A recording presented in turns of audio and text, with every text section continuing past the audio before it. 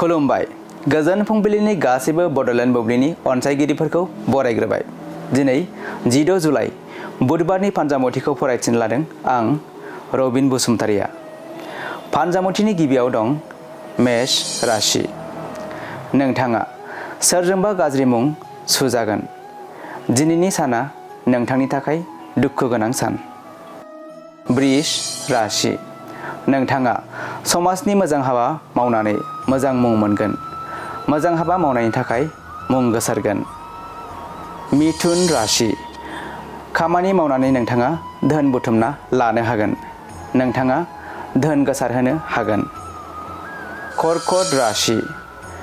गावनि लाब साब बाहायलाबायनायावनो नोंथांनि धोना जामलांनो हागौ। नोंथाङा मुवा बेसादफोरखौ अनसि बाहायनांगोन। सिंह राशि।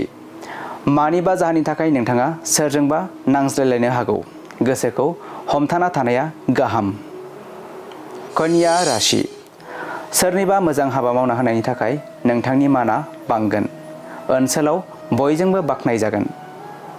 तुला राशि। मोजां खामानि मावनो थांनायाव सोरजोंबा होबथाजानो हागोन। नोंथांनि गोहोआ लोरबां जागोन। वृश्चिक राशि। नोंथाङा सानस्लाबनो हायियाव सोरनिबा खहा जानाय खामानि मावनो हागौ। गुबुननि नोजोराव नोंथांनि खामानिया पाप खामानि जागोन।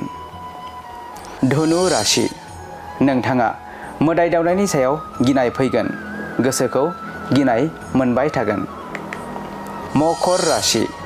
नोंथाङा सोरनिफ्रायबा धोन मोननांगौ दंब्ला मोननो हागोन। गोसोआव गोजोन मोनगोन। कुम्भ राशि। साना हौवा मुवा बेसाद बायनानै मुवा बेसादा सोलियाब्ला नोंथांनि राङा खहा जानो हागौ। उन सिगां साननानै सोलिनाया गाहाम। आरो मीन राशि। नोंथाङा गोबाव समनिफ्राय लोमजानानै थादोंब्ला दिनै नोंथांनि सावस्रिया जौगानाय फैगोन। दिनै सानसेनि राशि फरायथिनायाबो एसेनोसै। आसा खालामो नोंथांनि दिनैनि साना मोजाङै मोजां थांगोन। बेखौ बड'लेण्ड बुब्लि नखरनिफ्राय मिजिंथिबाय। गोजोन्थों।